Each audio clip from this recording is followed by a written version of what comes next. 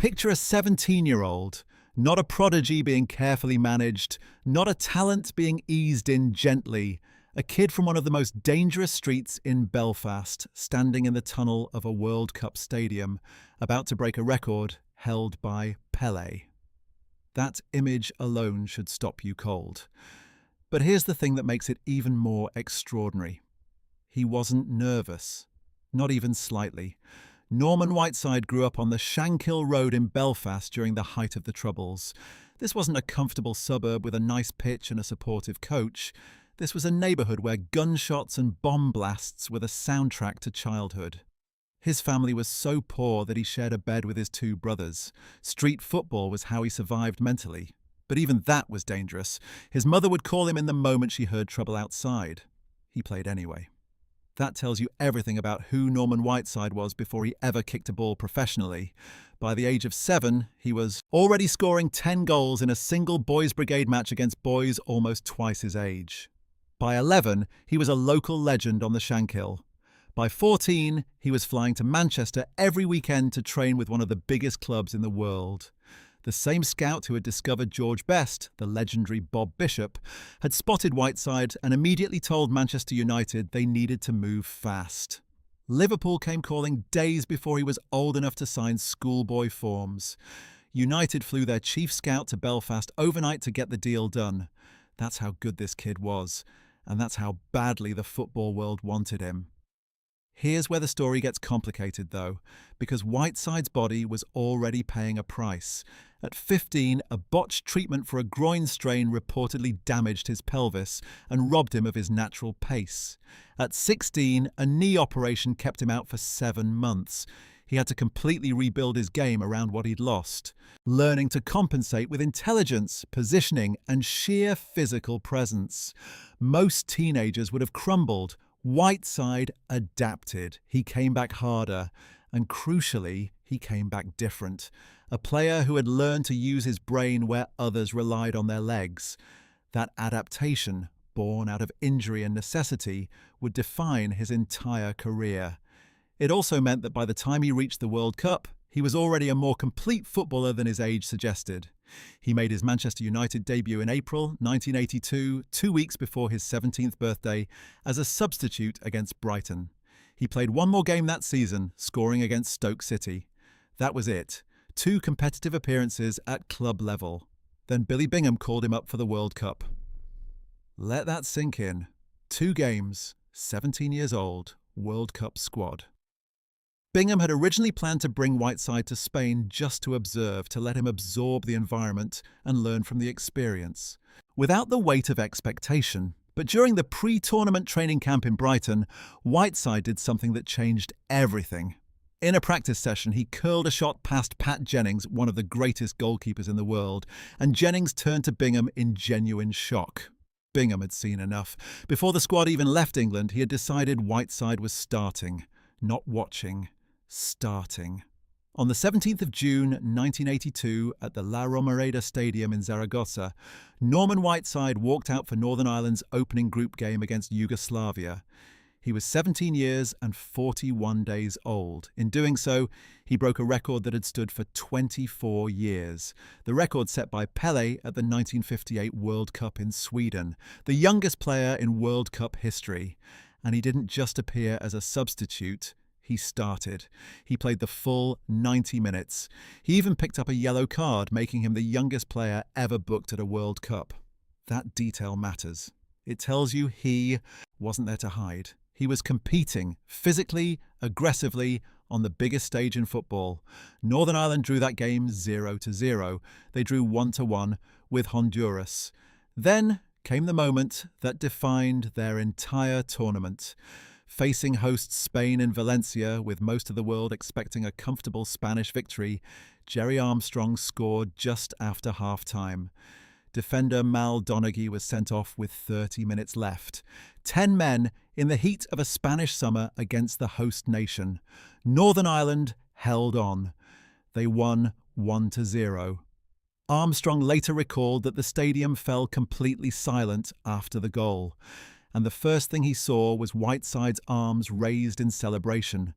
A 17-year-old in the middle of one of the greatest upsets in World Cup history, fully present, fully alive to the moment. That victory sent Northern Ireland through as group winners. They went on to face Austria and France in the second group stage. They drew 2-2 with Austria in a game they should have won. They lost 4-1 to France, though an early Martin O'Neill goal was incorrectly ruled offside. A decision that, had it stood, might have changed the entire complexion of that match and potentially sent a small nation from a divided island to a World Cup semi-final. Whiteside started all 5 games, every single one. No rotation, no protection, no concession to his age. Billy Bingham trusted him like a senior professional, and Whiteside repaid that trust every time he crossed the white line. Now, think about what that actually means psychologically. You are 17. You have played 2 professional club games in your life. You are sharing a dressing room with Pat Jennings, one of the best goalkeepers on the planet. You are facing Michel Platini and the French midfield. You are playing in front of tens of thousands of people in a country you've barely visited. And back home, in Belfast, your mother, from the loyalist Shankill Road, is being invited for tea at the home of Gerry Armstrong's mother from the nationalist Falls Road. Football doing what politics couldn't. And you are the reason people are watching. Whiteside later said he felt more nervous playing snooker with his brother than stepping out at a World Cup. That's not arrogance. That's a kid who had been forged in circumstances that made a football stadium feel manageable by comparison. The Shankill Road had already taught him what real pressure looked like. When you've grown up hearing bombs go off outside your window, a hostile crowd in Valencia is just noise. That psychological armour, built not in a sports psychologist's office but on the streets of Belfast, was the invisible quality that separated Whiteside from every other teenager in world football. It was the thing no scout could measure and no coach could teach. And it was the reason he didn't just survive Spain 1982. He thrived in it. What came after only deepens the story. The following season, Whiteside scored in both the League Cup final and the FA Cup final replay for Manchester United, becoming the youngest player to score in both domestic cup finals in the same season. He was still only 17 when he scored at Wembley against Liverpool in the League Cup final, 18 when he headed home in the FA Cup final replay against Brighton. In 1985, he scored one of the most iconic FA Cup final goals ever seen, curling a left-footed shot past Neville Southall to win the cup for 10-man United against Everton. He was 20 years old. The Guardian described it as a goal of cool footballing brain and clever concealment. That phrase, cool footballing brain, is the most accurate description of everything Whiteside was. A player who made the game look simple precisely because he understood it so deeply. A player who had been forced to think his way through football long before most of his peers had even started thinking about it. And then the injuries came back. They never really left. By 26, Norman Whiteside was forced to retire. A career that had burned so bright, so early, was over before most players even reached their peak. He retrained as a podiatrist. He rebuilt his life quietly, away from the spotlight that had found him so young. The boy who had stunned the world at 17 was gone from the game before he turned 27. It remains one of football's most painful stories of what might have been. That's the what if that haunts this story.